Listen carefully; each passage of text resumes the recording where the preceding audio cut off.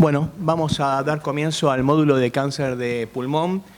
Este módulo empezó hace más o menos, en la etapa de la pandemia, dábamos todos los años el curso, más el módulos anuales de tumores digestivos, urogenitales y cáncer de pulmón. Nos acompañaban acá habitualmente Guillermo, Daniel, y hoy sumamos a Gabriela Galeana como secretaria, que es médica cirujana del Hospital Español, cirujana de tórax, al doctor Santillán, que es el jefe del Hospital Gandulfo, médico oncólogo, Guillermo Puchulo, que va a hablar también sobre resecciones sublobares en cáncer de pulmón, que es médico de staff del Hospital Austral, cirujano de tórax, y la doctora Iris Bolleras, que hoy nos acompaña y es un gusto, porque bueno, la idea es que Iris pudiera introducir un tema importante, que era el tema de screening, que es un tema a veces discutido por algunos colegas, donde muchos están resistentes todavía, y también hay dificultades en algunos sitios para poder implementarlo. La doctora Bolleras, voy a decir, Iris Bolleras Navarro, ¿sí? Muy bien. Es médica especialista universitaria en neumonología en la Universidad de Buenos Aires, directora del curso de prevención y detección temprana de cáncer de pulmón de la Asociación Argentina de Broncoesofagología, que es uno de los mejores cursos que vi, mejor dictados, que tuve el gusto de poder hacerlo. Miembro del Comité de Educación Médica Continua de la International Association for Study of Lung Cancer y Chair del Consenso Argentino Intersociedades de Tamizaje de Cáncer de Pulmón. Bueno, doctora Bolleras. Gracias. Bueno, muchas gracias. Gracias por acompañarnos en esta hora de la siesta, que estamos todos más para el café. Estos son mis conflictos de intereses. Ustedes saben, como yo, todos los que trabajamos con pacientes con cáncer de pulmón, sabemos cuál es la realidad, cómo está situado en nuestro país. Estamos terceros en incidencia. También estamos en un rojo intenso en mortalidad en la región. La mortalidad cruda para ambos sexos es de 23% en nuestro país y supera el del cáncer de próstata y de colon. Lo interesante es que la relación en mortalidad e incidencia en la región es cercana a 1.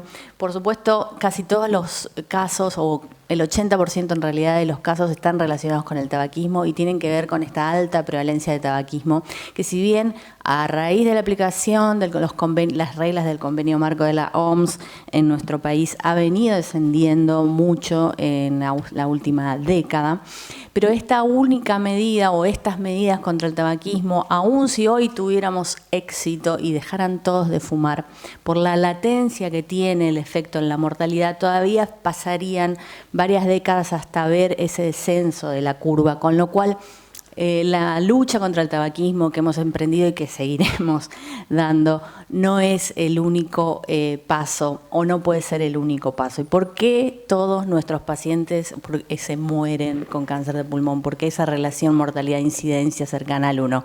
Bueno, está altamente relacionado con el pronóstico según el estadio al diagnóstico, que este gráfico es de la clasificación anterior y hoy ha cambiado un poco en los estadios avanzados a raíz de las nuevas medidas terapéuticas, pero sigue siendo esta relación de que si cuanto antes lo diagnostiquemos, mejor le va a ir al paciente. Y mejor también le va a ir al sistema sanitario, porque por cada estadio 1 que tratamos, o por cada estadio 4 que tratamos, podríamos tratar hasta 10 estadios 1.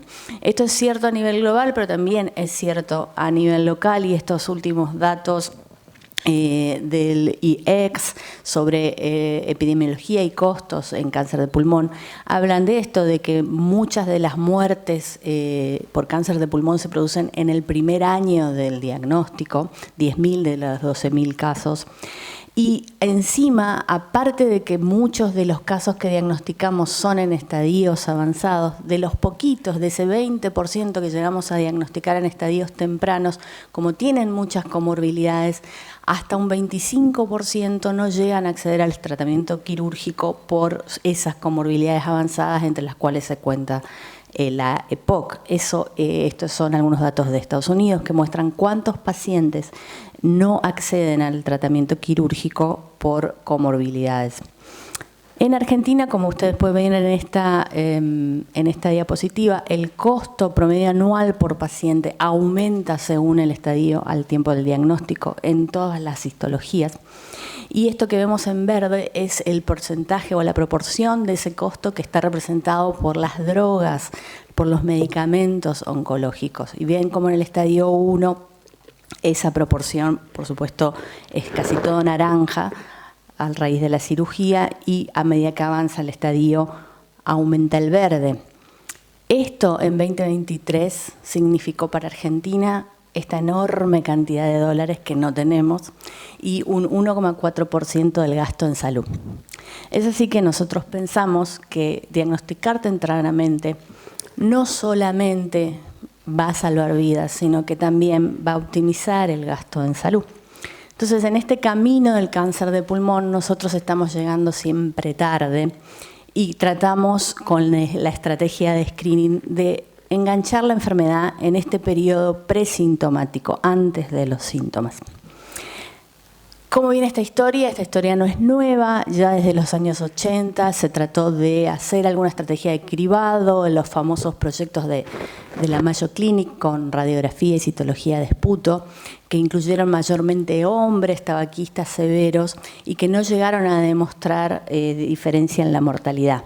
Ya en los años 90, el ensayo PLCO, que incluyó pacientes, o mejor dicho, personas de 55 años o más sin otros factores de riesgo, también con radiografía, no demostró diferencias en mortalidad, pero sí un cambio en el estadio al diagnóstico con una mayor proporción de estadios tempranos en el brazo que tenía radiografía versus la atención estándar.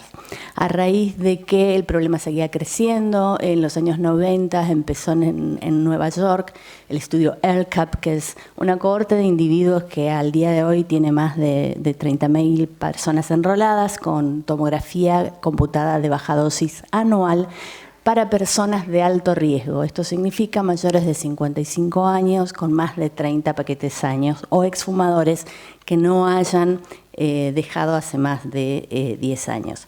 Este estudio actualmente ha reportado sus últimos resultados a más de 10 años de seguimiento con una supervivencia en los estadios 1 a 10 años de 88%.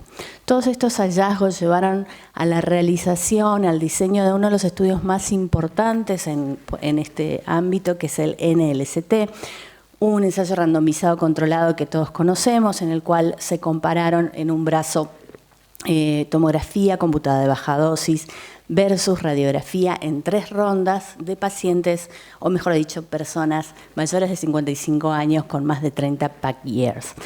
Solamente se hicieron 3 rondas de seguimiento, pero se los siguió más de 6 años, y en este estudio fue donde por primera vez se demostró que esta estrategia podía reducir la mortalidad por cáncer de pulmón en un 20% en este estudio y la mortalidad por todas las causas en un 6,7%.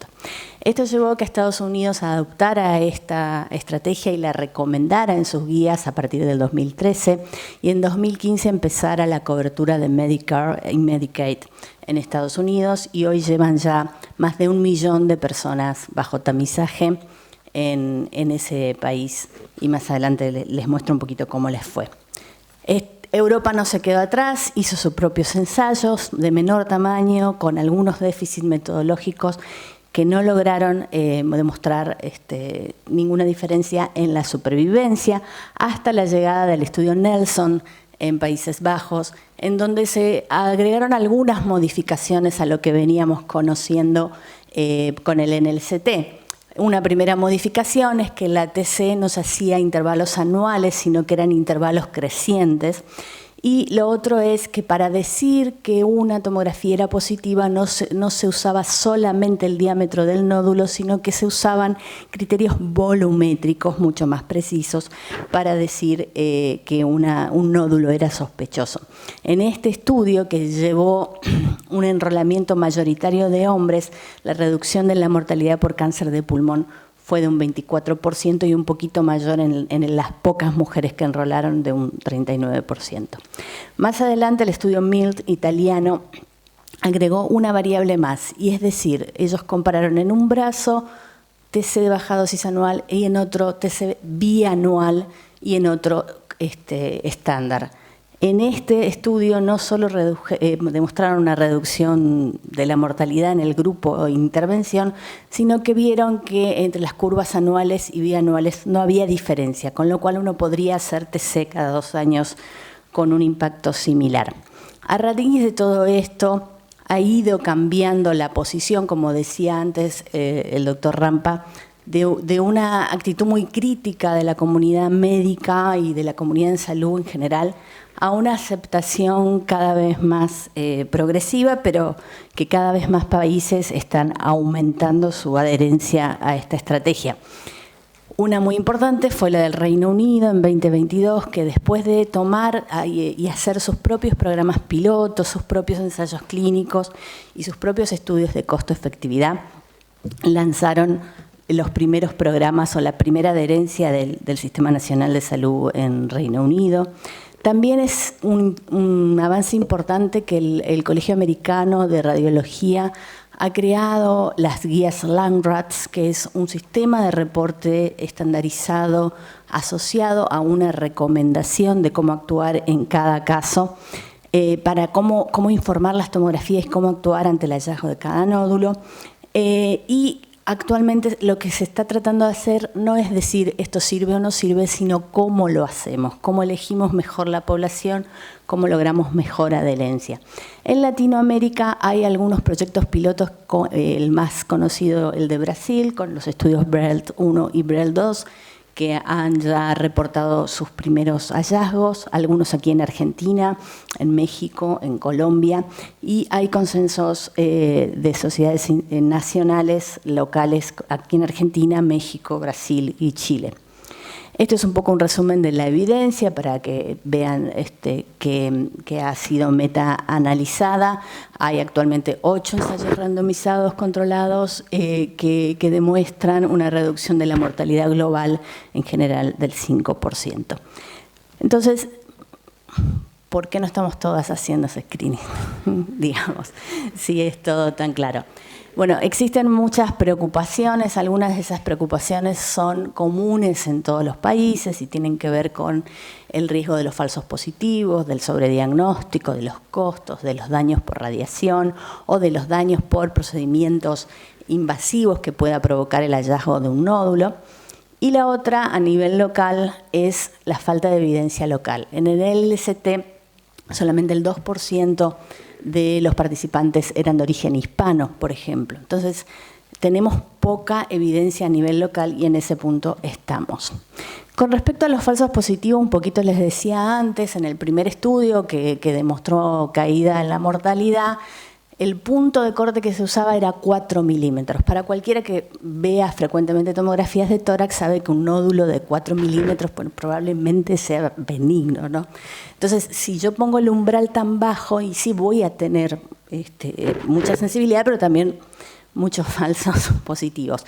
Y de ahí este número de alrededor del 20% de falsos positivos reportado en ese primer trabajo, que era importante y levantaba muchas alarmas. Lo importante es, de esos positivos, ¿cuántos tuvieron que ir a un procedimiento invasivo que los pusiera en riesgo de una complicación o incluso de riesgo de vida? Bueno, en este estudio el primero fue un 1,2% de procedimientos invasivos fútiles, o sea, procedimientos invasivos en personas que no solo no tenían síntomas, sino que no tenían enfermedad, y 0,7% de cirugías fútiles. Entonces, eso es importante. Mucho ha cambiado desde ese momento a partir de la publicación del Landrats, en donde se trata de no ser tan invasivo y donde se han ido cambiando los umbrales para decir que una tomografía es positiva. El estudio brasilero que les mencionaba, por ejemplo, tuvo solamente un 3% de procedimientos invasivos y muy pocos invasivos fútiles.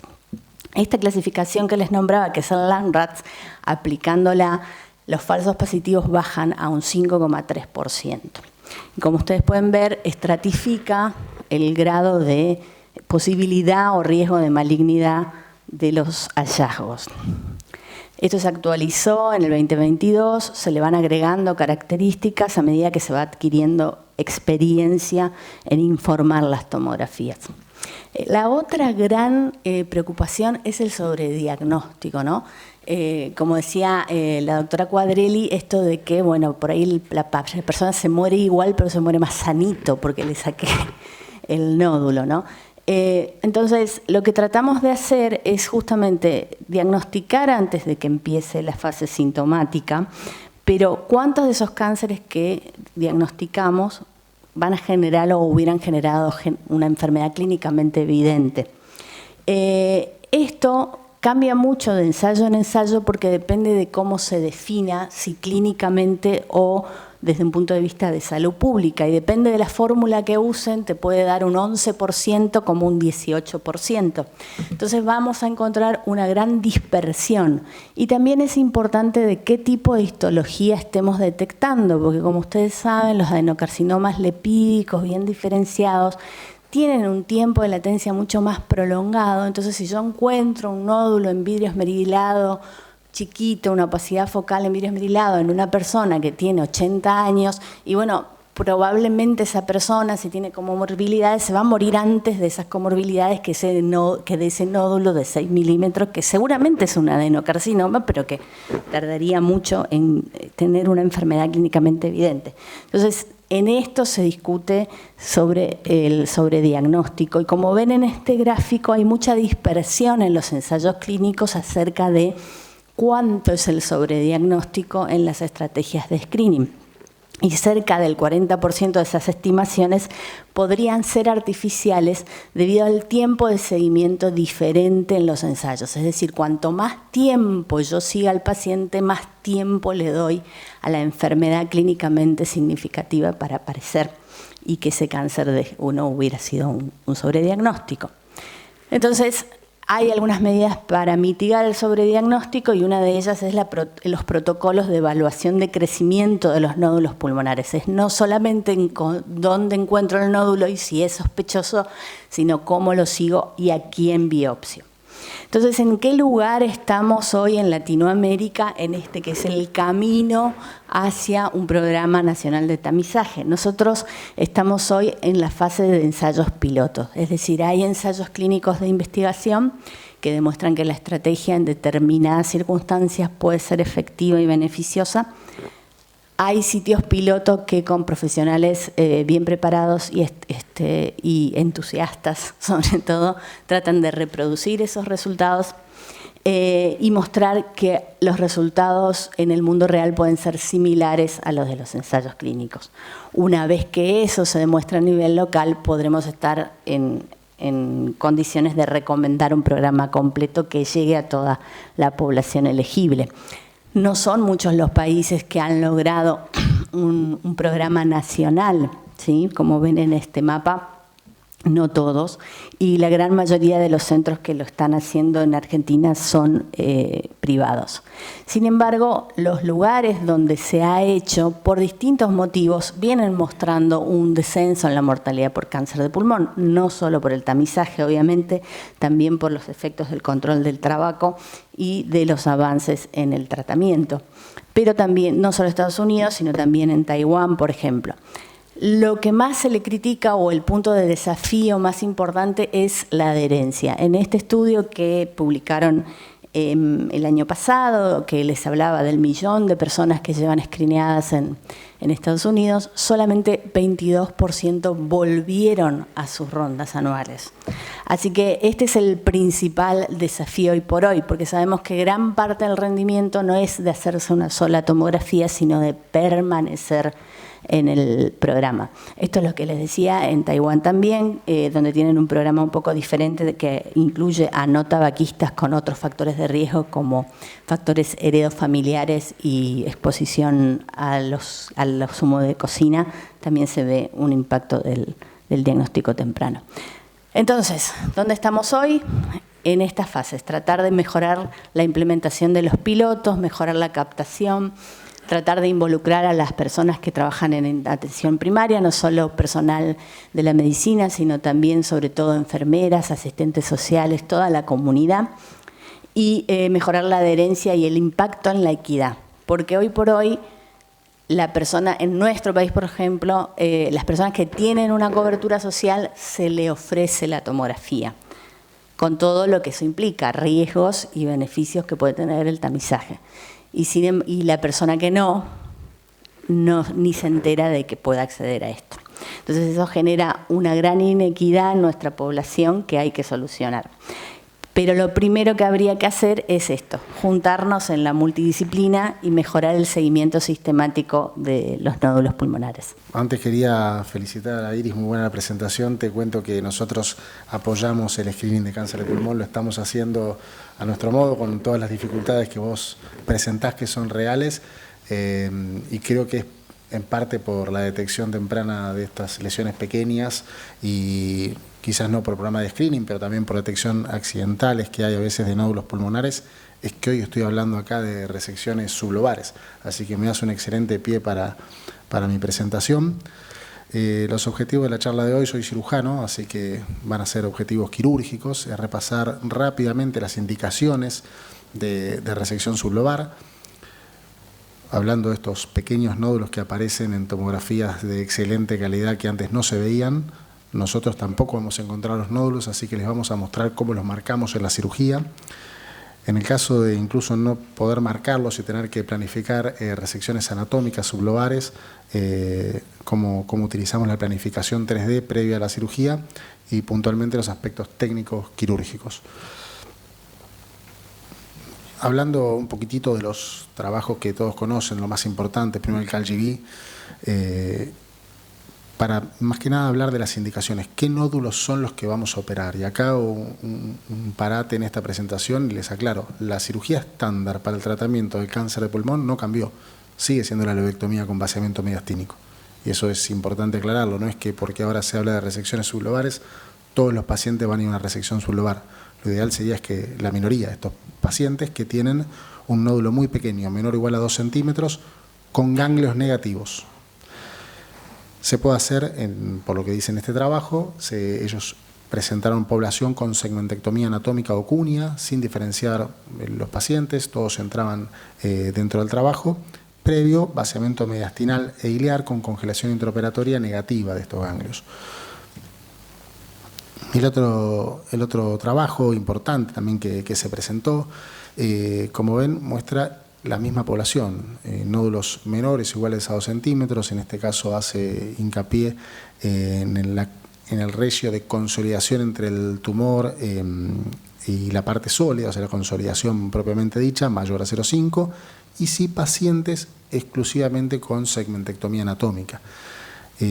También se hacía previamente un vaciamiento ganglionar, en este caso sí era un vaciamiento más sistemático que incluía los ganglios no solo mediastinales e iliares, sino también los ganglios segmentarios. Este trabajo resume un poco, es un metaanálisis, donde se evalúan 28 estudios que están incluidos en el análisis, y qué es lo importante, insisto, todos los trabajos hablan de nódulos menores o iguales a 2 centímetros, donde la segmentectomía, y para resumirlo en todos los trabajos, demuestra ser similar a la lobectomía. Puntualmente demuestra la no inferioridad. No quiere decir que sea mejor que la lobectomía, lo que busca es demostrar la no inferioridad. Es demostrar una mortalidad similar, todavía no ha demostrado beneficios por encima. Por eso consideramos, o se considera que se podría realizar una segmentectomía anatómica o una cuña en estos pacientes y asemejarlo o considerar que puede tener una sobrevida similar a una lobectomía. Ahora sí, yendo un poquito a lo quirúrgico, esto es lo que nosotros pensamos como cirujanos cuando nos presentan un nódulo pulmonar pequeño. ¿A dónde va a estar? Y puede estar en cualquiera de estos segmentos. Ahora, no es lo mismo cualquiera. Hay sectores del pulmón que son más sencillos para realizar una segmentectomía, como puede ser una segmentectomía anatómica, como puede ser un segmento apical de los lóbulos inferiores, o la língula, o quizás el trisegmento apical, la parte más apical del lóbulo superior izquierdo. Y después hay segmentos más complejos para planificar una resección, puntualmente los segmentos basales de los lóbulos inferiores, ¿sí? O quizás algún segmento del lóbulo superior derecho. Entonces, a la hora de planificar una cirugía no es lo mismo pensar en hacer una segmentectomía anatómica donde vamos a identificar bronquio, arteria, vena y crear una cisura segmentaria, muchas veces sin encontrar el nódulo y confiando que estamos sacando el nódulo dentro de ese segmento. Diferente es planificar una cuña, ¿sí? En donde nosotros vemos claramente el nódulo, ya sea porque esté marcado o porque lo tocamos, y no seguimos o no respetamos las estructuras anatómicas, no hacemos una disección de las estructuras broncovasculares, simplemente hacemos una resección segmentaria, no anatómica, del sector donde está el nódulo pulmonar. En las dos resecciones lo que sí tenemos que garantizar, y es importante, es el vaciamiento ganglionar con confirmación negativa de estos ganglios y un margen. ¿Cuál es ese margen? Se habla de una relación 1 a 1 entre el tamaño del nódulo y el margen de tejido sano. Si el nódulo es de 1 centímetro, al menos 1 centímetro de tejido sano. Ahora tenemos nódulos de hasta 2 centímetros. Entonces, las resecciones segmentarias que tenemos que hacer, especialmente cuando son resecciones no anatómicas, cuñas, tienen que ser resecciones amplias, porque tiene que estar rodeada a veces por 2 centímetros de tejido sano de pulmón. A veces vemos resecciones pequeñas o realizamos resecciones pequeñas para diagnóstico, simplemente sacando el nódulo. No ese es el caso. Acá tenemos que hacer una resección amplia, asegurando tejido sano con congelación intraoperatoria. Y acá empieza el problema. Tenemos ese pequeño nodulito de alrededor de 1 centímetro. Está cerca de la pleura, pero les aseguro que no es palpable. Ustedes dirán, bueno, quizás por video lo podés llegar a tocar. Ese podemos llegar a encontrarlo. Ese no. Ese nódulo no se encuentra. Y ahí estamos en un poco lo que hablaba antes la doctora. Vale la pena operar a estos pacientes, les aseguro que les hacemos 1, 2, 3 tomografías y vemos y los vamos siguiendo a ver si persiste el nódulo, primero con un control en los 3 meses, y luego que tenga algún cambio y ver cuándo tomar la decisión de operar a estos pacientes. Si tomada esa decisión, cómo vamos a planificar encontrar ese nódulo. Similar con esto, otro nódulo pequeño, mixto, un sector sólido, medía 7 milímetros el sector sólido, menos de 1 centímetro el nódulo completo en vidrio esmerilado, con un halo en vidrio esmerilado, con una alta sospecha de que sea un nódulo pulmonar maligno, un adenocarcinoma. Entonces es que estas lesiones, para encontrarlas, planificando una resección en cuña, ya sea con una intención de hacer solamente la cuña o quizás una resección mayor, una lobectomía, tenemos que marcarlo. Hay diferentes formas. En el Hospital Austral utilizamos lo que estamos viendo arriba, que es los microcoils. Son coils que se usan para hemodinamia, para embolización de aneurismas, que los llevamos al pulmón. Y se puede hacer lo mismo, por punción, ubicar los nódulos pulmonares y dejar el coil próximo al nódulo pulmonar. También realizamos a veces la marcación con lipiodol, es una técnica también que está descripta. Personalmente prefiero utilizar los coils por una cuestión técnica, que en el intraoperatorio la localización no es solo guiada por radioscopía, que es la principal herramienta que tenemos, es la utilización de un arco en C para encontrar el nódulo. Cuando utilizamos lipiodol no se palpa, es líquido, entonces solamente tenemos la guía de la imagen. Con los coils para nódulos subpleurales, aparte de la guía de la imagen, tenemos la palpación, porque es metálico. Y por más que sea chiquito, mide 5 o 6 milímetros, es una lesión metálica, dura, entonces es fácil tocarlo. Nos puede ayudar también a la hora de localizarlo y garantizar un buen margen. Es así como lo hacemos. Este es el nódulo, es un paciente real nuestro. Ahí ven arriba, en la parte anterior, la marca metálica que utilizamos para guiarnos para hacer la punción. Colocamos la aguja de punción, una aguja 18G, y progresamos el coil y lo dejamos próximo al nódulo. Yo aquí sé que siempre tratamos de dejarlo, quizás no quedó tan lindo como nos hubiese gustado, lo tratamos de dejar más profundo que el nódulo, un poquito más profundo que el nódulo. Entonces sabemos que si sale el coil con buen margen, sale el nódulo con buen margen, porque a veces también es difícil en el intraoperatorio para el patólogo poder confirmarnos eso. Acá tenemos este otro nódulo que les estaba mostrando. hacemos la misma técnica. En este caso posicionamos más cerquita el coil. Pero también tenemos otros nódulos que planificamos una resección anatómica. En vez de ir a marcarlos con un coil, decimos, bueno, vamos a hacer una resección anatómica, queremos hacer una segmentectomía anatómica. Como vieron en los trabajos, queda un poco hoy en día a decisión del cirujano qué hacer, si hacer una cuña o hacer una segmentectomía anatómica, porque eso no está claro, no está establecido cuál es la cirugía estándar para estos nódulos. Así que también se puede hacer una resección anatómica. Acá vemos un nódulo que está en el segmento apical, impresión STAR, nos genera duda porque ya salen los basales, no sabemos bien a dónde está. Entonces, a la hora de ir a encontrarlo, probablemente no lo podamos palpar y nos cueste determinar bien la cisura, dónde vamos, qué tipo de resección vamos a hacer, sabiendo que en el intraoperatorio no vamos a poder decidirlo. Entonces lo tenemos que planificar previamente y para eso tenemos la reconstrucción 3D. Se hace con una tomografía de tórax con contraste, nos permite la ubicación exacta del nódulo de manera tridimensional, identificar las estructuras vasculares y bronquiales. El tercer punto es fundamental para nosotros, que es la búsqueda de variaciones anatómicas. Si bien siempre hay variaciones anatómicas, a nivel lobar suelen ser menores. Ahora, cuando ya tenemos que hacer una resección sublobar, la posibilidad de tener variaciones anatómicas vasculares es mayor. Entonces, al tener diagramado, dibujada toda la estructura broncovascular, podemos hacer una planificación prequirúrgica de la segmentectomía más exacta. Sabemos exactamente qué arteria tenemos que ligar, qué vena tenemos que ligar y a dónde va a estar el nódulo en relación a las estructuras.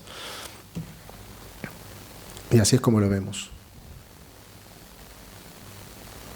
Esto nos ayuda mucho un ingeniero que nos diseña estos modelos tridimensionales en donde vemos el nódulo, vemos el real tamaño y la relación que tiene con las estructuras. Y ahí nos marca, está este bronquio y está este bronquio, esta es la cisura del segmento que tenés que sacar y sabemos exactamente qué vasos tenemos que ir a ligar y cuál es su relación principalmente con la cisura, que es lo que nos va a dar el margen.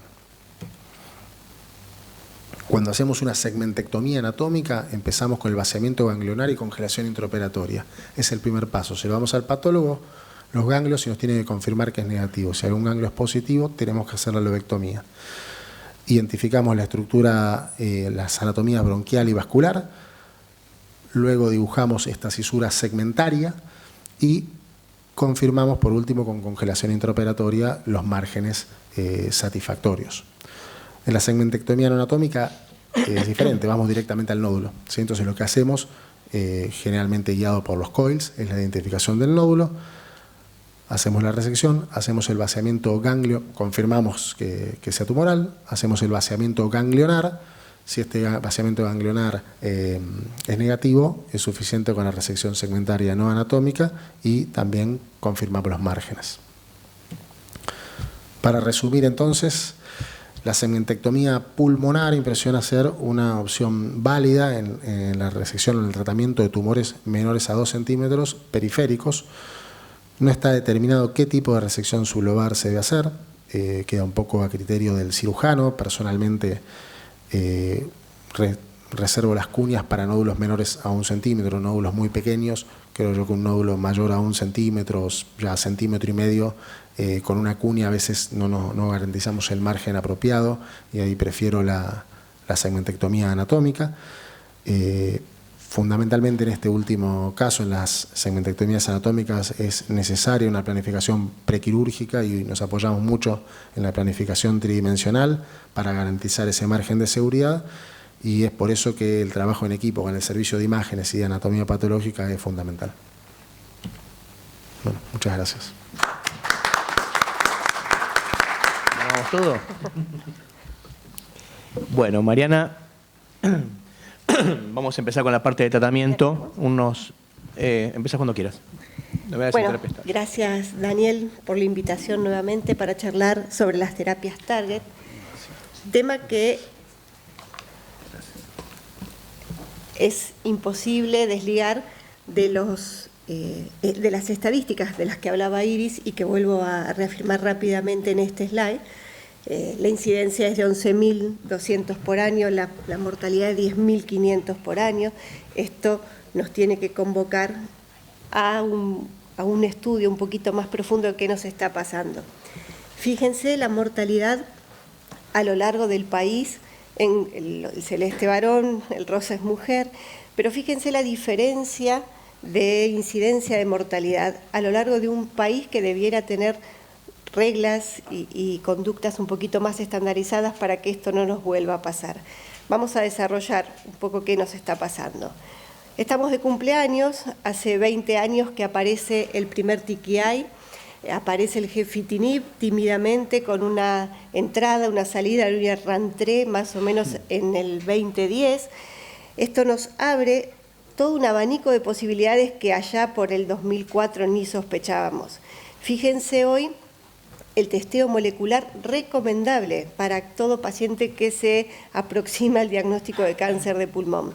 Todas estas mutaciones, todas estas alteraciones moleculares deben ser testeadas en un paciente con diagnóstico de cáncer de pulmón. Fíjense, un paciente que entra debe ser diagnosticado con una PAF, con un patólogo en quirófano donde se haga la punción. Eso es Rose, con el resultado en el lugar.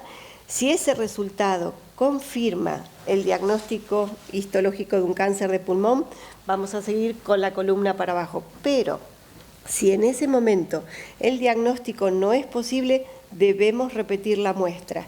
Si esa nueva muestra tampoco confirma, no hay diagnóstico de cáncer de pulmón. Parece una tontería, pero muchos pacientes nos vienen con atipías en esa PAF y nosotros hoy no podemos movernos terapéuticamente con esa información. Entonces vayamos a la columna vertical. Si el paciente tiene un diagnóstico morfológico, debemos hacerle el panel de biomarcadores. Hasta hace 1 o 2 años dejábamos esta decisión de pedir el panel para los estadios 4. Hoy ya veremos a lo largo de esta charla rápida que no, que ya a partir de los estadios tempranos debemos contar con esta información. El panel de biomarcadores se va a hacer tanto en carcinomas escamosos como en los adenocarcinomas. Y fíjense, abajo los tenemos descriptos, el PDL1 lo tenemos que pedir en ambas histologías y todos los demás básicamente en adenocarcinomas. ¿Los pedimos con cualquier técnica? No, fíjense, la inmunistoquímica es la técnica que nosotros podemos avalar para una determinación de PDL1, para una LK y un ROS1. No así para el EGFR, por ejemplo, no podemos, de hecho no la tenemos, la determinación del EGFR por inmunistoquímica, la necesitamos por PCR o por secuenciación. La secuenciación nos alivianaría muchísimos pasos y nos sería muchísimo más útil si la pudiéramos tener en todos nuestros pacientes. Pero como eso sabemos no es posible, tenemos que saber básicamente que un paciente que puede hacer la determinación de los biomarcadores por PCR, por inmunistoquímica, bueno, va a favorecer a un porcentaje, casi a un cuarto de los pacientes que se someten a esas determinaciones. Pero si el diagnóstico lo hacemos por secuenciación, sumaríamos casi a la mitad de los pacientes a esa posibilidad eventualmente terapéutica. Rápidamente, adenocarcinomas, la mutación más frecuente es el KRAS, le sigue el EGFR, en el escamoso sigue lo mismo, la más frecuente el KRAS y el EGFR en menos proporciones, muchísima más frecuente en población asiática, que es el círculo externo, que en la población occidental. Vamos a hablar rápidamente para hacer un refreshing de las mutaciones más frecuentes. El EGFR tenemos como TKIs en primera línea para estas mutaciones de primera generación erlotinib, gefitinib. Para no desarrollar cada trabajo pivotal de cada esta droga, se los puse al lado. Estos dos TKIs fueron comparados con quimioterapias, mejoraron las respuestas, mejoraron la calidad de vida, la sobrevida libre de progresión, pero no la sobrevida global. Los de segunda generación, afatinib, dacomitinib, lo mismo, los mismos índices en cuanto a respuestas, aumentaron la toxicidad sin impacto en sobrevida. Finalmente, en el FLAURA, el acrónimo de estos trabajos, fíjense, el FLAURA First Line, para que nos vayamos acordando a medida que vamos desarrollando los osimertinib. Aparece en primera línea para todas las mutaciones, excepto para el exón 20, que no es el 790M, y en primera línea, este sí, inhibidor de la tirosinquinasa, impacta en sobrevida global. Atraviesa barrera hematoencefálica, que no es un dato para nada menor, en cáncer de pulmón no fumadores. En primera línea, ¿qué otras combinaciones con los TKIs para IGFR tenemos? Bueno, los tenemos asociados a antiangiogénicos como el erlotinib y el bevacizumab, con el bevacizumab o el ramucirumab, aumentan la sobrevida libre de progresión sin beneficio en impacto en sobrevida global, y asociados a la quimioterapia, el gefitinib con cualquiera de los esquemas preferidos por el oncólogo. Esta asociación, que sí ha resultado beneficiosa, tiene mayor toxicidad, mayor inconvenientes para los pacientes claramente y mayor costo tanto económico como para el paciente en llevarla a cabo. Les decía que era importante tener los datos de las mutaciones desde el principio, porque tenemos al EGFR con inhibidores de esta mutación en adyuvancia. Fíjense, la DAURA nos trae a osimertinib, tienen las curvas ahí al costadito, para pacientes estadios 2B, 3A, que quedan R0 después de la cirugía. Se hace la quimioterapia estándar 3 a 4 ciclos y posteriormente reciben el osimertinib por 3 años versus placebo. Bueno, las curvas nos han demostrado que ha impactado en sobrevida libre de progresión y en sobrevida global. Empezamos a hablar de adyuvancia con osimertinib. ¿Qué hacemos con los TKIs en segunda línea? Bueno, la mutación más común es la mutación por resistencia del T790M. A esta mutación, si habíamos recibido en primera o segunda generación en primera línea, le ofrecíamos por el AURA, el primer trabajo que posiciona al osimertinib, el tratamiento con este TKI que mejoró la sobrevida libre de progresión. Si no tuviéramos esta mutación de resistencia, la segunda línea, progresados a una primera o segunda, sería la quimioterapia. El desafío de conocer la resistencia al osimertinib se nos va a presentar cada vez más frecuentemente, porque lo estamos usando no solo en avanzados, en primera línea, en adyuvancia. Vamos a ver que lo quieren traer a estadios aún más temprano. Entonces, cuando aparezca la resistencia que va a aparecer al osimertinib, ¿qué ofrecemos? Por el momento no tenemos demasiadas opciones, al menos que empecemos a utilizar estos mecanismos de resistencia como targets terapéuticos.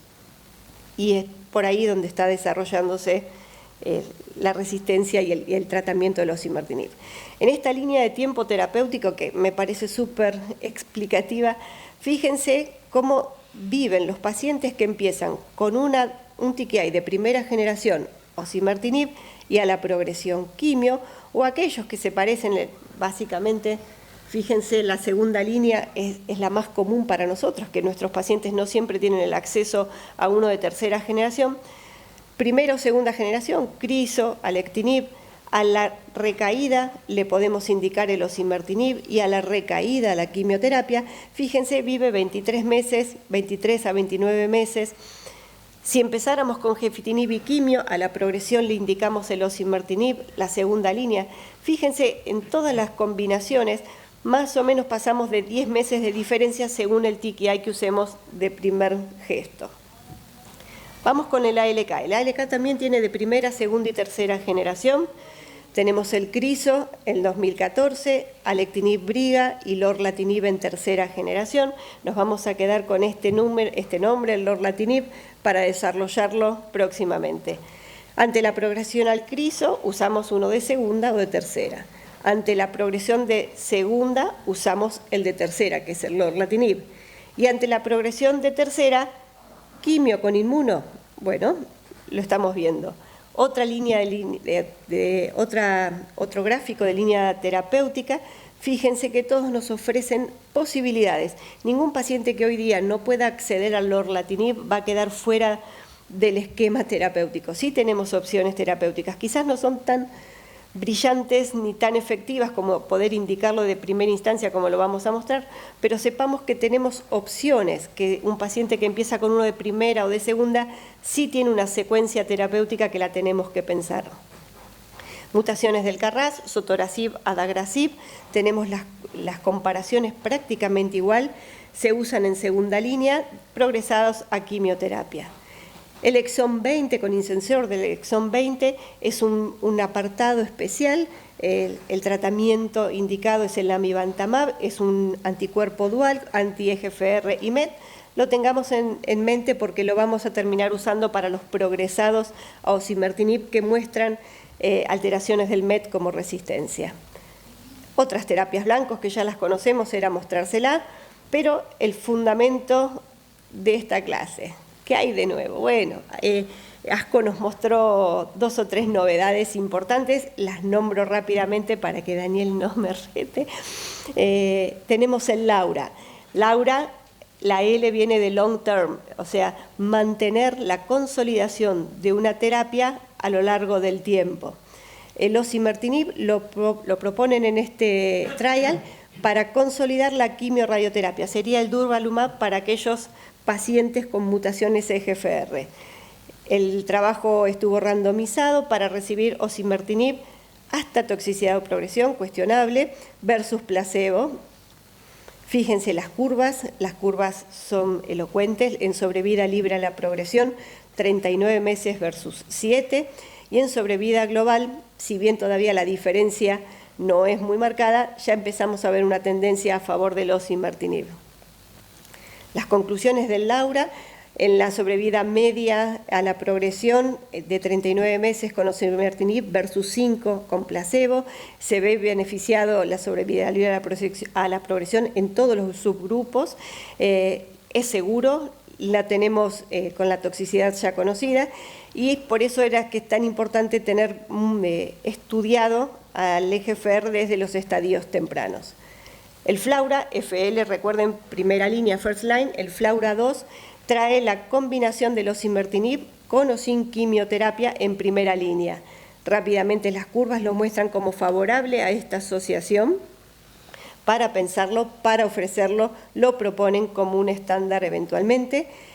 El mariposa, que viene progresado al mariposa 2, es ¿qué hacemos ante un paciente en primera línea? Osimertinib o usamos otro de tercera línea como el lazertinib asociado al amivantamab. Bueno, parece que la asociación lo viene mostrando como favorito a la asociación del amivantamab con el lazertinib. Mayor toxicidad, obviamente, tenemos la toxicidad asociada del amivantamab, que no es menor, pero pareciera en los próximos trabajos que esto se va a posicionar como una primera línea.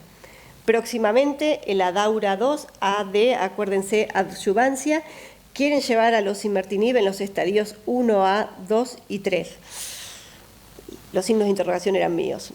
Mucha duda, eran estadios que nunca se han beneficiado con la quimioterapia en adyuvancia. El ADAURA 2 quiere mostrarnos el desafío de ponerle el osimertinib. ¿Hasta cuándo? ¿Cuánto tiempo? ¿Cuánto costo? ¿Cuánta toxicidad? ¿Y después qué? Para un estadio 1A. El target, quieren hacer la adyuvancia en lugar de hasta toxicidad o progresión por 5 años. O el neoadaura, traer al osimertinib en la neoadyuvancia. El rey de la presentación en ASCO fue el lorlatinib. Con el Crown Trial, este trabajo vino a romper todas las estadísticas que teníamos en pulmón. Se comparó el lorla con crizotinib en primera línea, en pacientes con o sin metástasis cerebrales. Rápidamente, fíjense, a 5 años, a 60 meses, la mediana libre de progresión, las curvas son impactantes, la separación nunca había sido vista en un paciente estadio 4 a 5 años con esta sobrevida libre de progresión. Fíjense, se beneficiaron todos los subgrupos y miramos también en los que tenían y en los que no tenían metástasis cerebrales. Ambas poblaciones se han beneficiado con beneficios tan significativos que no hace falta ni siquiera explicarlos, pero ¿qué pasa también con la evaluación a largo tiempo? Cuando hacen la proyección, fíjense, a nivel intracraneal también sigue impactando el uso del lorlatinib con respecto al crizotinib para prevención de metástasis cerebrales. La curva de toxicidad nos muestra el lorlatinib como ya lo conocíamos con los las complicaciones más comunes, la hipertrigliceridemia, los edemas, la hipertensión, todos manejados, todos los conocemos, ya nos vamos familiarizando con las toxicidades de esta medicación. Se llevó los aplausos, es el trabajo que ha mostrado mayor sobrevida en cáncer de pulmón avanzado siempre. Fue el primer trabajo, lo vamos a recordar el Crown. Finalmente, el ALINA es un trabajo que quiere posicionar el alectinib en adyuvancia, como pusieron al osimertinib para el EGFR, el poner el ALINA en adyuvancia. Las curvas lo muestran favorables, muy probable que lo tengamos como un estándar. ¿Qué hacemos? ¿Qué elegimos? ¿Tanta información? Fíjense la cantidad de drogas que tenemos para decidir ante un paciente y ahí es donde tenemos que pensar. ¿Qué queremos? ¿Queremos la mejor droga como nos ofrece, como nos sugieren en el Educational de este año? Usemos el mejor tratamiento en el primer gesto. Pero eso sería velocidad. Pero si necesitamos que un paciente lo proyectemos a lo largo del tiempo, fíjense que tenemos estas posibilidades. Usamos la mejor droga al principio porque necesitamos tratar al paciente sintomáticamente en la urgencia, metástasis cerebrales, indiscutible, usamos el Lorla, usamos el osimertinib, o nos viene un paciente oligosintomático y podemos proyectar una terapia secuencial en el tiempo, sabiendo que tenemos posibilidades cuando progrese a una generación, 2 o 3. ¿Qué nos ofrece ASCO? La posibilidad de contemplar ante la decisión terapéutica qué tipo de tratamiento, qué efectos adversos, qué quiere el paciente, qué comorbilidades tiene, qué performance tiene, dónde está el tumor. No es lo mismo tener metástasis cerebrales que tener una metástasis en adrenal. Y finalmente, qué acceso podemos llegar a tener. Pensemos esto para tratar de aclarar esos colores del mapa Argentina que mostré al principio. Tratemos de que tengamos el color más pálido en casi todas las provincias. Estemos formados, necesitamos estar actualizados con todas las drogas, pero también estemos informados de qué nos pasa, cómo accedemos, qué posibilidades tienen nuestros pacientes. Hablemos con nuestros pacientes. Es fundamental que participen en la decisión terapéutica. Muchas gracias.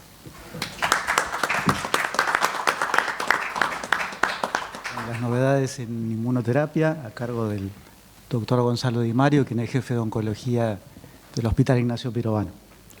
Bueno, buenas tardes a todos. Gracias por la invitación.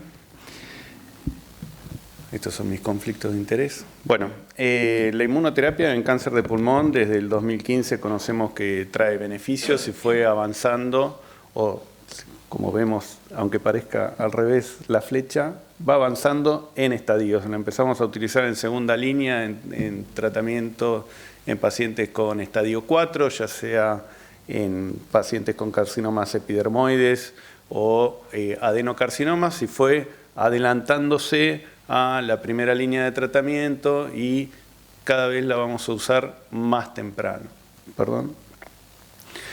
El uso más temprano es en el uso de la neoadjuvancia con tratamientos con inmunoterapia. Ello aumenta la posibilidad de resecciones completas con R0, nos permite una eliminación temprana de las micrometástasis, permite la neoadjuvancia conocer in vivo cómo va a responder el tumor al tratamiento y qué sensibilidad tiene a este, y nos permite llegar más temprano o llegar de una manera más correcta con el paciente para realizar el tratamiento oncológico, quirúrgico posterior al tratamiento.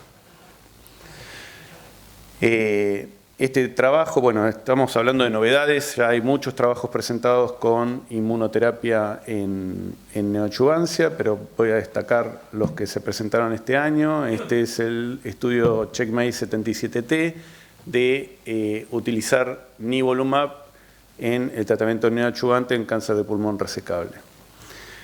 Cuando vemos el diseño del estudio, los pacientes se randomizaban, eran estadios 2A, mayores a 4 centímetros, a 3B, N2, con un buen performance, no tenían que tener ninguna alteración, ya sea de EGFR o ALK presente, y se randomizaban a hacer quimioterapia por 4 ciclos, más o menos nivolumab, reestadificación radiológica y luego cirugía dentro de las 6 semanas posteriores al tratamiento con la neoadjuvancia, y en la rama de nivo continuaban con nivo por 1 año, y en placebo lo mismo.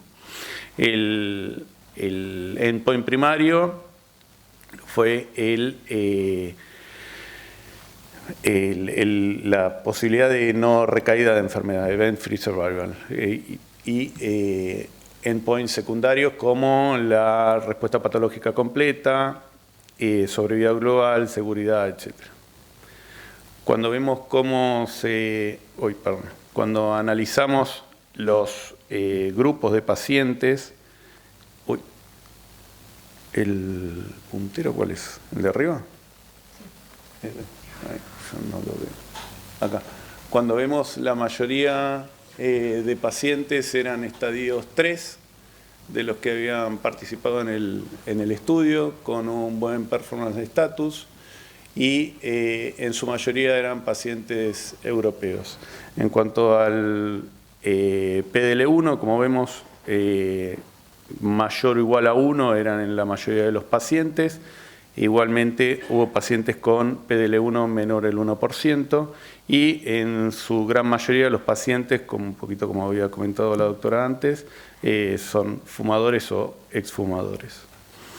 En cuanto al tipo de quimioterapia que usaron, fíjense que la mayoría de los pacientes usó con un esquema con platino, obviamente, y el esquema con platino era en su mayoría con carboplatino, en las 2 ramas.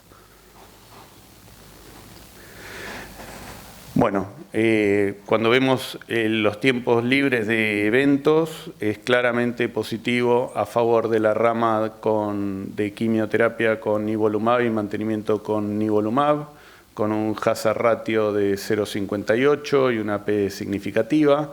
Fíjense que el tiempo libre de evento no se alcanzó en la rama con nivolumab y fue 18.4 meses en la rama de quimioterapia, cirugía y control. Vemos que se benefician todos los subgrupos, o en su mayoría, pero lo que les decía antes, era un estudio enriquecido en estadios 3 de la enfermedad, y vemos que es el subgrupo que más beneficio es el que tiene con el tratamiento.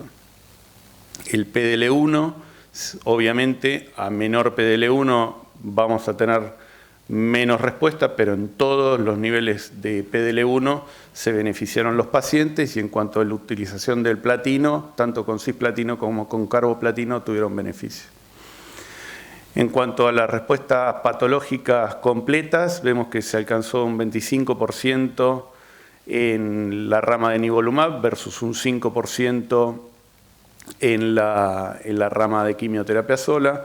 Y en cuanto a respuestas patológicas mayores, respuestas parciales, incluyendo la respuesta completa, fue 35% en la rama nivolumab versus un 12% en la rama de quimioterapia sola. Y nuevamente todos los el forest plot nos muestra que en todos los subgrupos tuvo beneficio la adición del nivolumab al tratamiento de quimioterapia. Acá podemos ver las respuestas patológicas completas de aquellos pacientes que alcanzaron con el tratamiento con nivolumab la respuesta patológica completa, que es la curva en azul superior, es la que mayor beneficio tuvo. Incluso los que alcanzaron respuesta patológica completa, fíjense que a 24 meses es muy parecida la curva. Los que no alcanzaron respuesta patológica completa con nivolumab es muy parecida a la curva a 24 meses con la rama de quimioterapia que alcanzó la respuesta patológica completa. En ASCO se presentó un estudio sobre este mismo estudio, un análisis de el estatus nodal en los pacientes estadios 3. Otra vez no voy a repetir el estudio, es el mismo, nada más que es este análisis exploratorio en pacientes con estadios 3, si eran N2 o no eran N2. Nuevamente el beneficio en la rama con nivolumab en los pacientes versus la quimioterapia, tanto N2 como no N2. Y esto también analizaron si eran N2 locales o una sola estación o multiestación, y en ambos grupos dio positivo para el tratamiento con la inmunoterapia. Y vemos en este gráfico cómo pacientes que eran clínicamente N2 disminuyeron en un 60% que se presentaban, 16% N1 o un 24% N0, y al momento de la cirugía el análisis anatomopatológico en la rama de nivolumab eran N0 en el 64% de los pacientes. Por lo tanto, bueno, para cualquier paciente con estadio 3, N2, ya sea unifocal o multifocal, la indicación del tratamiento con neoadjuvancia, con nivolumab y mantenimiento con el mismo, nos ayuda en el tratamiento de la respuesta de los pacientes. Otro estudio que se presentó, fue en ACCR, es el Rational 315, que buscaba tiempo libre en enfermedad y sobrevida global en tratamiento con neoadjuvante con tislelizumab más quimioterapia, con adjuvancia con tislelizumab en, nuevamente, tumores resecables. Muy parecido al estudio anterior, quimioterapia más tislelizumab, cirugía y mantenimiento con tislelizumab por 8 ciclos, o placebo quimioterapia, cirugía y placebo. Las ramas estaban bien balanceadas. Nuevamente la mayoría de los pacientes eran estadios 3A, y si nos fijamos, N2 eran en un 36-37% de los pacientes, y más del 50% aproximadamente en las dos ramas, casi el 60% de los pacientes eran o tenían una expresión del PDL1 mayor o igual a un 1%. Y nuevamente vemos lo mismo, respuestas patológicas completas mayores en la rama con la inmunoterapia versus la quimioterapia sola. Tanto en respuestas patológicas mayores como en respuestas patológicas completas. Nos muestra que un 40% de respuesta patológica completa, cosa que no nos mostraban los estudios anteriores. Okay. Bueno, en cuanto a tiempo libre de enfermedad, lo mismo, beneficio en la rama con la inmunoterapia. Voy a pasar rapidito, todos los subgrupos se beneficiaron. En cuanto a sobrevida global, lo mismo, nos muestra un beneficio en la aplicación de la inmunoterapia. Efectos adversos más frecuentes reportados, descenso de neutrófilos, alopecia, se ve un poquito más en la rama de mayores o iguales a grado 3, se ve un poquito más en la rama en estudio que en la rama control. Si hay algún estadista lo lamento, pero sabemos que no tenemos que comparar estudios, pero lo hacemos. Todos estos son los estudios que tenemos hasta el momento de neoadjuvancia. Vemos que hay diferentes estrategias de utilizar inmunoterapia, quimioterapia, cirugía, más menos quimioterapia o radioterapia, que es el Checkmate 816. Luego varios estudios que utilizan inmunoquimio, cirugía y luego mantenimiento con inmuno. Y el NeoTorch, a diferencia de los demás, hacen inmunoquimio, cirugía, más inmunoquimio, más inmuno posteriormente.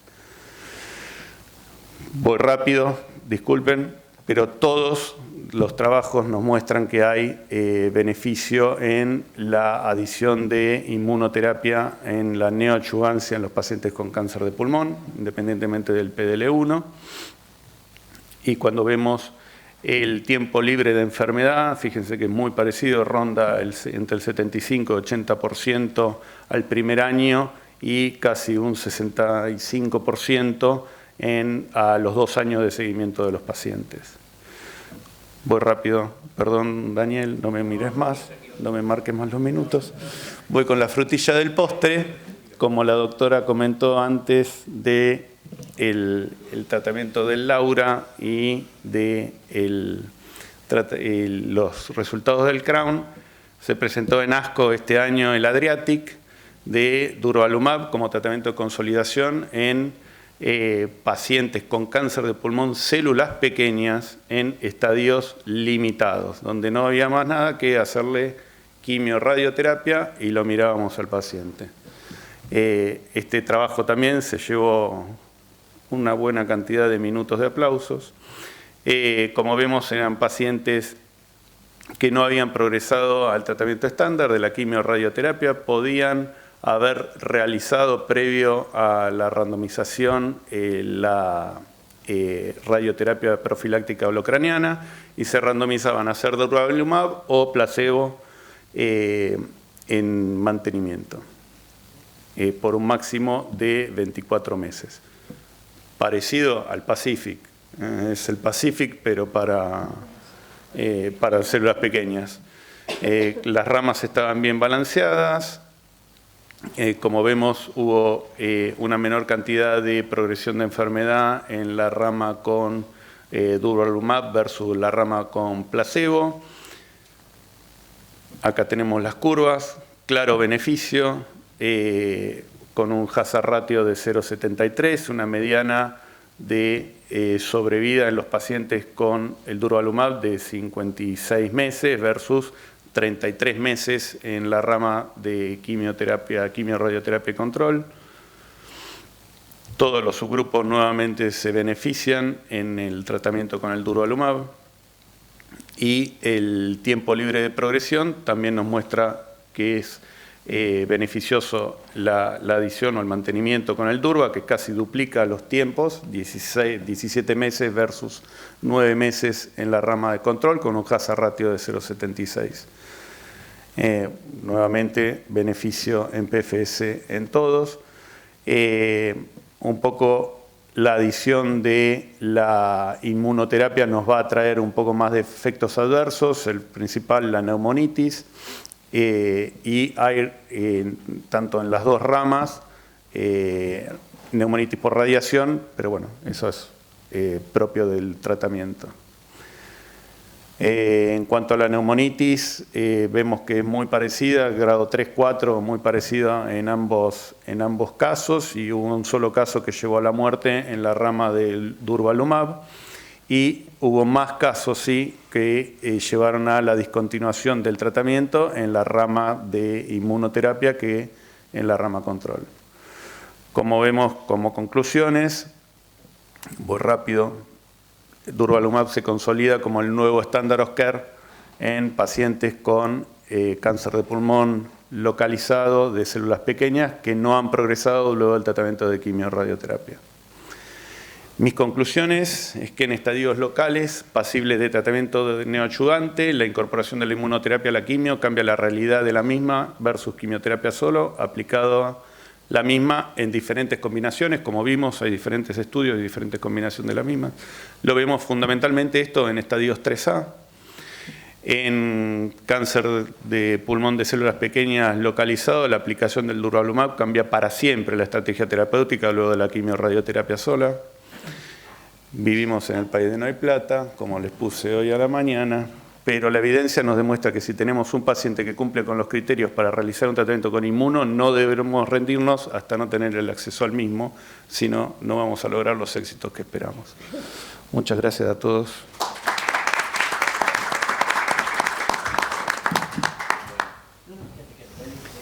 Bueno, muy interesante todas las charlas. La verdad que cáncer de pulmón siempre es una patología desafiante.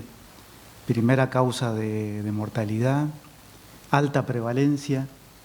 Quería preguntarle a Iris el tema de, en los países que están realmente implementados los programas de tamizaje, de screening, si realmente están siendo efectivos en términos de descender la mortalidad, que es el objetivo principal de estos programas. Y si tuviéramos todas las posibilidades de hacerlo acá, ¿a qué pacientes se lo indicamos? ¿Cómo lo seleccionamos en la práctica clínica, ¿no?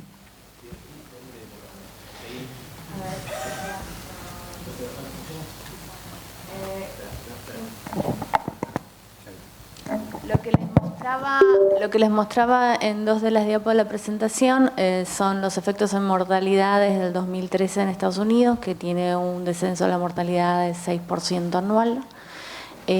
Obviamente, como decía antes, no fue la única política que ellos implementaron para bajar la mortalidad. También tienen clínicas de nódulos pulmonares incidentales, que eso creo que es un camino que nosotros deberíamos seguir antes que el screening en cualquier institución. Digamos, hay un 5% nada más de los nódulos incidentales que se siguen apropiadamente, y muchas veces cuando tenemos un paciente con diagnóstico de cáncer de pulmón y le pedimos radiografías o tomografías previas, el nódulo ya lo tenía y nadie se lo estudió.